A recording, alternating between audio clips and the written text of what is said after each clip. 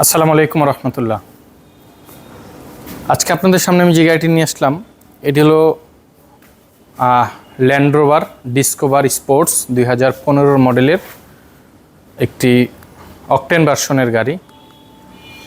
এই গাড়িটির একটি প্রবলেম, সেই প্রবলেমটি নিয়ে কাস্টমার বিগত দিন যাবৎ খুবই ভুগতেছেন এবং কোনো সলিউশন পাচ্ছেন না, এবং খুব নামি দামি কোম্পানিগুলোতেও গাড়িটাকে দেখানো হয়েছে। বাংলাদেশের যদি টপ 10-এর ভিতরে যদি বলি, এরকম কয়েকটা কোম্পানিতে গাড়িটা দেখানো হয়েছে। তার ইস্যুটা হয়েছে হলো এই গাড়িটির 12 ভোল্টের অক্সিলারি ব্যাটারিটা চেঞ্জ করছিল গাড়ির মালিক। চেঞ্জ করার পরে সাধারণত আমি বলে রাখি এই সমস্যাগুলো কিন্তু অধিকাংশ গাড়ির হচ্ছে। এবং সমস্যাটা হইল কি, যে এই গাড়িটির যে রিমোটটা আমার হাতে দেখতে পাচ্ছেন, এই রিমোটটা, এই গাড়িটির লক আনলক আমি কিন্তু চাপতেছি,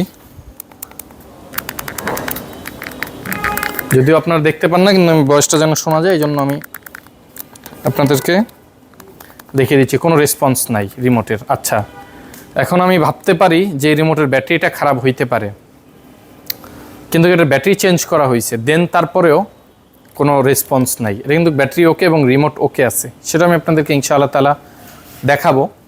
তো তার পরবর্তীতে যেটা হয়েছে, আমরা এই গাড়িটিকে দেখলাম, দেখার পরে গাড়ির মালিক এটি কোম্পানিতে দেখাইছে।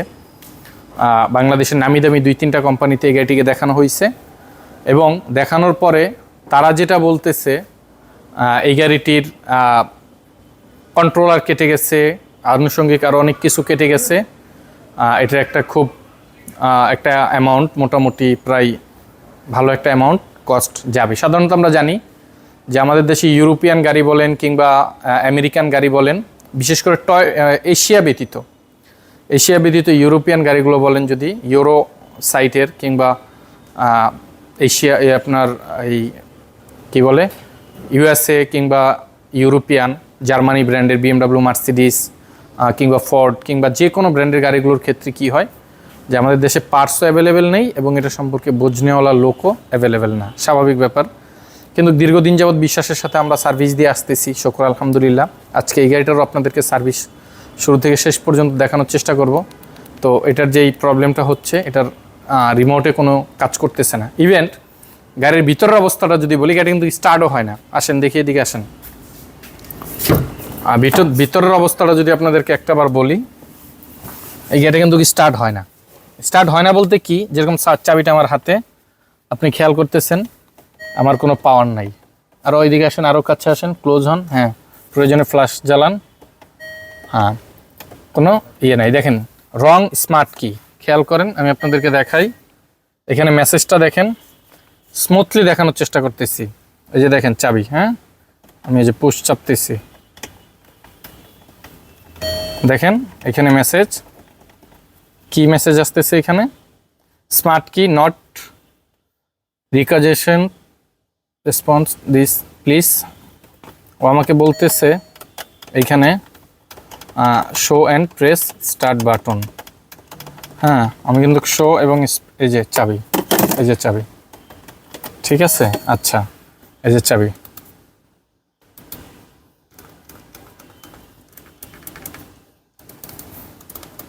হ্যাঁ, এখন আপনাদেরকে আমি আরেকটা ইন্টারেস্টিং জিনিস দেখাই। ইনকেস এটি ইমার্জেন্সি ক্ষেত্রেও কাজে লাগতে পারে।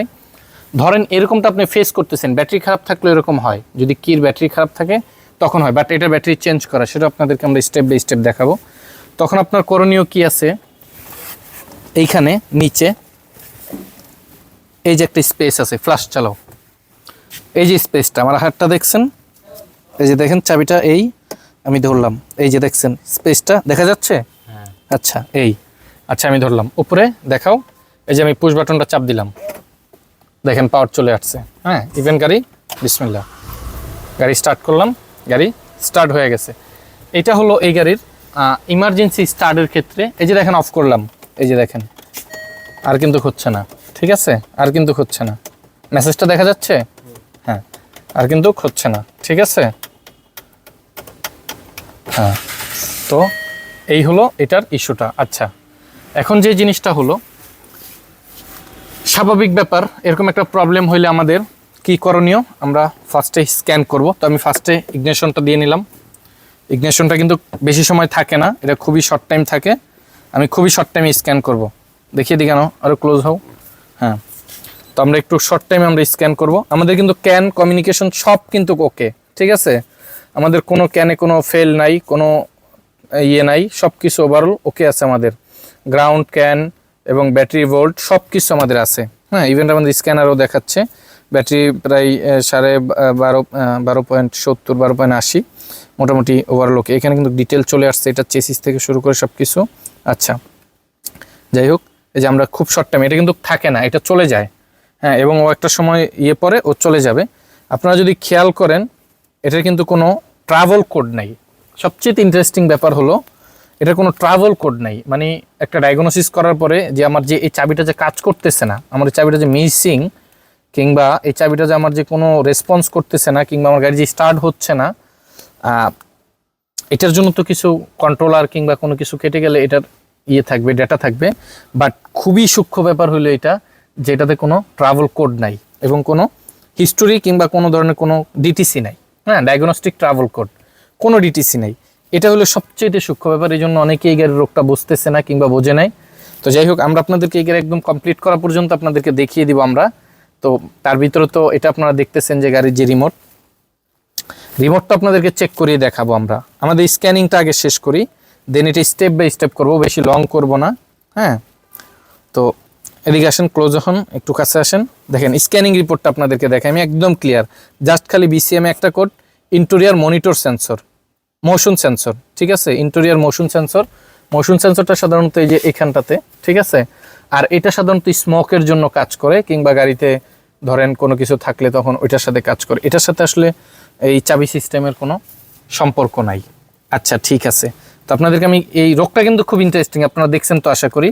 রিমোট কোনো রেসপন্স করতেছে না, গাড়ি দেন কোনো পাওয়ার পাচ্ছে না, ঠিক আছে, কোনো প্রকার কোনো পাওয়ার পাচ্ছে না। তো এই বিষয়টা নিয়ে আমরা কাজ করব। তো যেই জিনিসটা হলো, আমরা এই ফার্স্ট স্টেপ আপনাদেরকে যেই জিনিসটা দেখালাম সেটা হলো এই গাড়িটার একটা প্রবলেম। এই প্রবলেমটা আমরা সলিউশন করব স্টেপ বাই স্টেপ। তো এই এখন আমরা আপনাদেরকে যে রোগটা দেখালাম আপনারা আশা করি দেখতে পাচ্ছেন এবং বুঝছেন। তো আমরা এখন পরবর্তীতে এটার অ্যানালাইজ করে এটার যে প্রবলেমটা আছে ফাইন্ড করে দেন আপনাদেরকে আমরা ওইটার একটা ভিডিও দিব ইনশাআল্লাহ তাআলা। ওই পর্যন্ত সকলে ভালো থাকবেন, সুস্থ থাকবেন, সকলের জন্য দোয়া রাখবেন। এই কামনাই রইল। আসসালামু আলাইকুম ওয়া রাহমাতুল্লাহ। আল্লাহ হাফেজ।